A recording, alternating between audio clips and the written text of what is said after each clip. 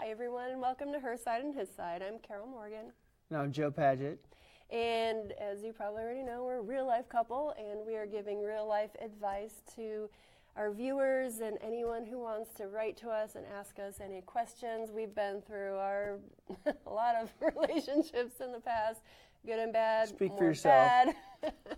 And we finally found a great match in each other, so we just want to give as much advice to anyone out there as we possibly can. So this show, we're going to talk about, commitment and, if two people are in different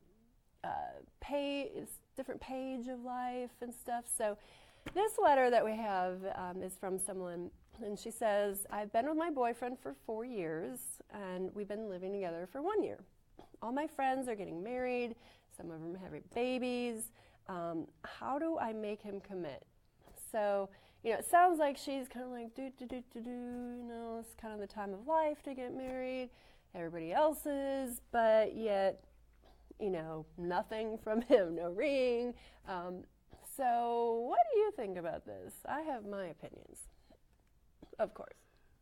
Well, I just think that wanting to commit because everyone else is getting committed, or wanting to have a baby because all my friends are having a baby, is probably not the best reason to have a baby or get committed. That's true. That's all you have to say? Yeah. Okay, the end. No. Really? Well, that's the point. I mean, you shouldn't have to make him commit. He should want to commit. And just because your friends are getting married may not be the best time for you to get married. Maybe 4 years together and 1 year living together will lead that way. But I don't think you should let external forces put pressure on you or make you feel like I should be doing this because all my friends are doing it. Just like the old adage, if all your friends jump off a cliff, would you do it too. Right. Because it just may not be right, and who knows. Well, I will give an example from my own personal experience. When I was in graduate school, I was like 22, and I met my boyfriend. I was with him for 4 years. He was 5 years older than me, and when we first met, he was like, oh, I knew I wanted to marry you, blah, blah, blah, that kind of stuff. I'm like, oh, great, this guy wants to get married. I wasn't ready to get married because I was like 22. I'm like, well, let's give it 5 years. And then, the years went by, and then suddenly he stopped talking about getting married. And I'm like, I didn't really notice it at first, but I'm like, oh, wait a minute. He never talks about it anymore. What the heck? Maybe he got to know you. Hey, what does it say about you? I'm just saying, maybe he got to know you. We did live together for... Shut up. Well, that explains it. Don't live with him if you want him to marry you. Yeah, but then they won't know what they're getting into. You're getting me off track. Anyway, so after about 4 years, I noticed... So the better he got to know you, the less he liked you. Oh, shut up. Is that right? Well, you've gotten to know me and you like me more and more, don't you? You Of better course say I yes. do. You'd be stupid to say no. No, but I'm just asking you, the more he got to know you and you lived together, he wanted to marry you less and less. That is true. That is factually true, yeah. So How anyway, does that make you feel? It didn't make me feel good at the time. So I brought it up for discussion. Like, hey, I noticed you never, ever talk about marriage anymore. What's up? He's like, yeah, I don't know if I ever want to get married. And in the beginning, he's like, oh my God, we should totally get married, right? And I'm like, what? And I'm like, okay, well, we've been together 4 years. If you don't know if you want to marry me by now, then I guess you don't. So bye. So I broke up with him. Wow. What? You met a man that wanted to get married, and you actually made him not want to get married. That is not the point of this show. Oh, it's not? What is the point? What was your point? My point is you don't want to marry somebody who doesn't want to marry you. And even when they do want to marry you, sometimes you still don't want to marry them. No. But anyway, I think you need to drill down and find out what his plans are. Does he eventually want to get married? Is he waiting for something? Maybe he's waiting for a better job. I more think those security. are stupid excuses, though, don't you? They're not Well, stupid excuses, no, but I they're think excuses. they can be things that are in people's minds that are barriers, and maybe you could talk through them, and you can say, hey, well, what does it really matter if you have a better job or not? Does that Right. really make a difference? Or because a lot of people do that. They're like, well, once we get out of college, once we get established, once we have a better job, Once we have a house, once we do this. and you can go on and on and on and on. And that's the point. Like, there's always going to be some excuse not to do something, whether it's, buy or get married, buy a house, have a baby. People do tend to make excuses, I think. But back to this, though, like, from my own experience, I realized that there was a lot of cultural pressure for marriage, and I didn't think that there was for me, because I grew up with parents who really didn't care if I got married. You know, they were like, if you want to get married, great. If you don't, fine. We don't care. So it wasn't like my parents were like, oh, when are you going to get married and have babies? And I didn't have pressure from them, but I was like 27 when we broke up, or 26. But your family's unusual. Most families are asking the daughters, I know. when do you get married? Don't you want to have kids?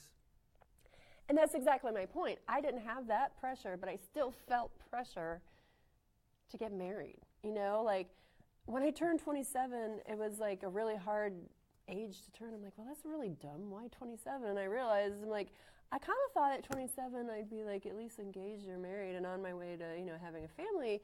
But I was like, why do I feel such pressure to do it? And I think it was just all this cultural pressure. You know, like if a man's single and 50, oh, he's just a bachelor. But if a woman is single at 30 or 40, there's something wrong with her, right?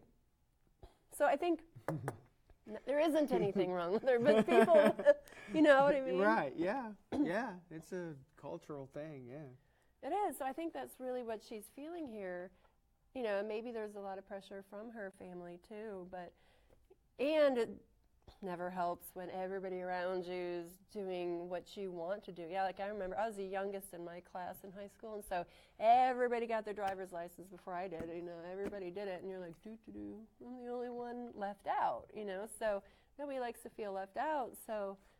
I think it makes you wonder about your biological clock, too, when everyone else is getting married and having kids. I mean, there is a certain window where it's healthy for women to have kids.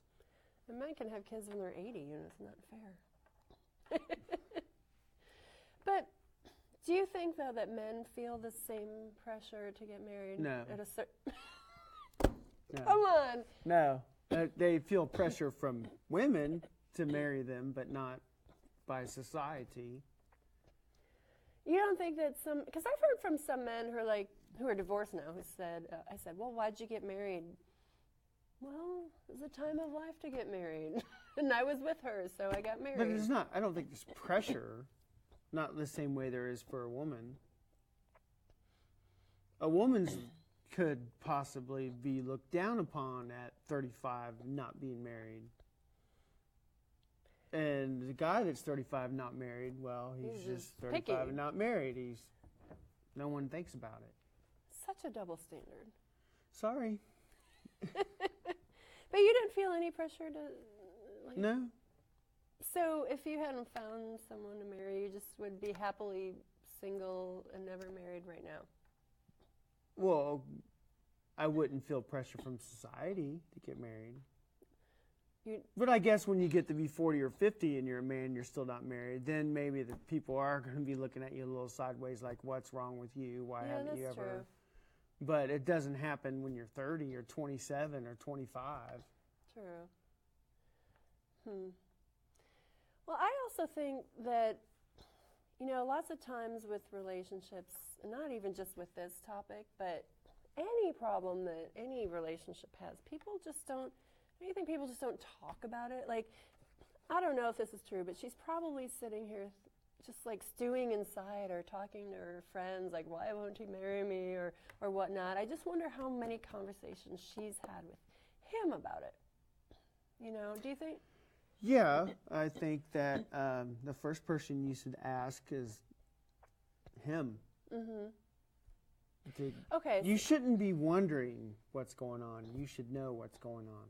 And you should be asking or, ask a couple questions, but not after 4 or 5 years. Before you move in, you should ask, so what's the plan? We're just going to move in and live together for a while? Or is there a plan? But even if he gives her a plan, he may not follow through on it. Because I've known so many people, like, when they had, like, before they got married, said, oh, one wants a baby, and the other says, okay, sure, I'll give you a baby, and then they change their mind, and then, like, you said you wanted that, and then you did. Like, that happened to my sister. Like, her ex-husband said he would have a baby, and then he changed his mind. So, that's a problem, too, but, so you can have a discussion, but both people have to be brutally honest about it. Well, maybe he did change his mind, but at least you should talk about. There has to be thoughts going on in his head. Do you think some men just don't have a lot of thoughts about No, it? I think there's. We might pretend we don't have thoughts, but we actually do. I think there's thoughts in his head. There has to be something beyond today. There has to be a future in his mind. Regarding them. Or anything else. Okay. So. Even if it's just going to live with her for a couple of years and see what happens. That's a thought. But would he actually tell her that? I'm just going to see what happens. Would he be honest about it? If you kept asking the right questions. Like what? Like how you ask questions. Well, tell them how I ask questions. You ask a question, and no matter what answer you give, there's always a follow-up question. If you like the sky because it's blue, I can't just say I like blue. Why do you like blue? And I'll say, well, I don't know. It's just the way it is. It's just really pretty. Well, why do you think it's pretty? What's There's always pretty about follow-up it? questions, and that's, I think, where you have to. You can't just ask a question. Well, what's your plan? Do you want to get married next year? Yeah, I want to get married. Okay, awesome. Why do you want to get married next year? Why do you want to marry me? Why do you want to marry me? Why not the year after? Why not Why not in 6 months? I think, that's how you find the answers, by keep asking questions, and then like some people you've been with, you've made them uncomfortable enough where they've left because you've asked so many questions. Sad but true. But that's kind of your answer to the question, now, right? Isn't it? It is. Yeah. I mean, I'd rather have somebody not want to be with me because of You who I ask am. too many questions, too many uncomfortable questions.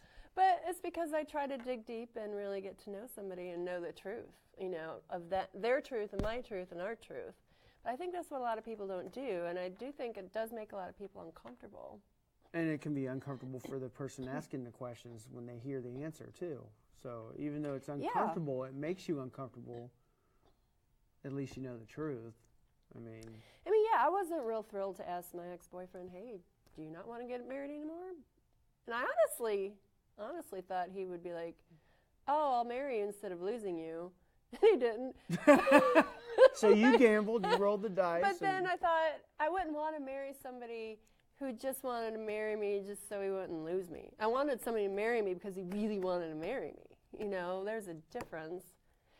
And I don't even remember how I brought up the conversation, but what advice would you give her? Because, women are stereotypically needy, like asking a question like that, whether it's the beginning of the relationship, defining it, or, oh, let's get married. Like, women either are perceived as needy or don't want to be perceived as needy. And so there's a really fine line, I think, where women can be honest, because you have to be honest, but yet they're afraid that the man's going to take it like they're so needy and clingy. So what would you say to this person? Like, how, from a man's perspective, can she approach this conversation with her boyfriend without looking needy or having him get defensive?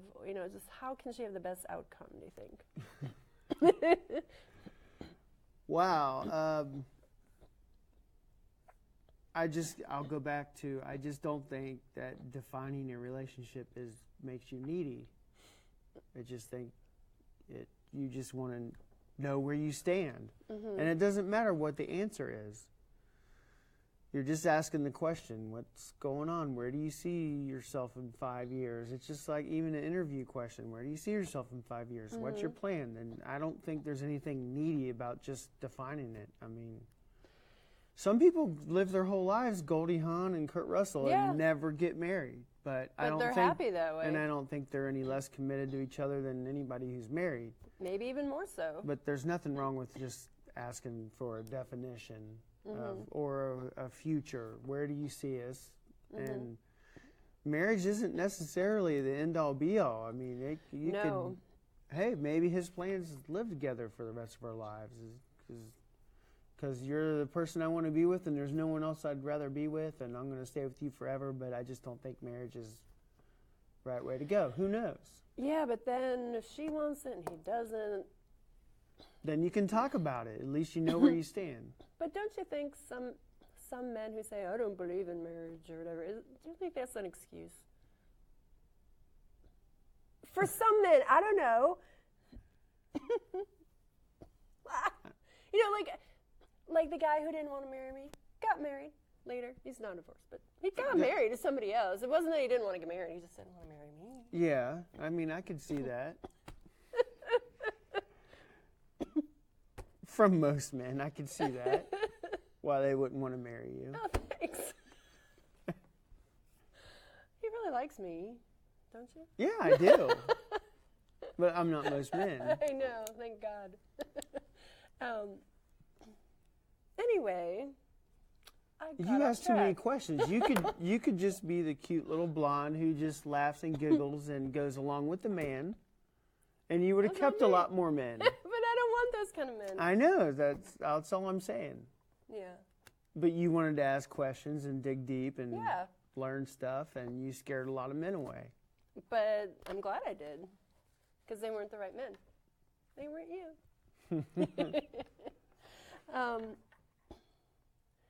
Yeah, I mean, I think that there's never an easy way to bring up Perhaps this kind of conversation. Perhaps he was dying to get married.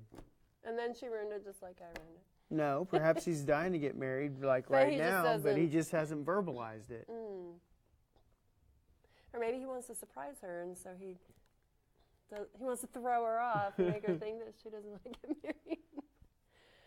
I don't know. I mean, this is I think a lot of people have gone through this one. I don't think this is obviously very specific to this one person because I've been through it. You know, these conversations are never easy. Any kind of hard conversation is never easy. But I really just think that both people need to be as brutally honest as possible, but you also need to be prepared to hear what you don't want to hear. You know, I wasn't prepared to hear, I don't want to get married. Oh, okay.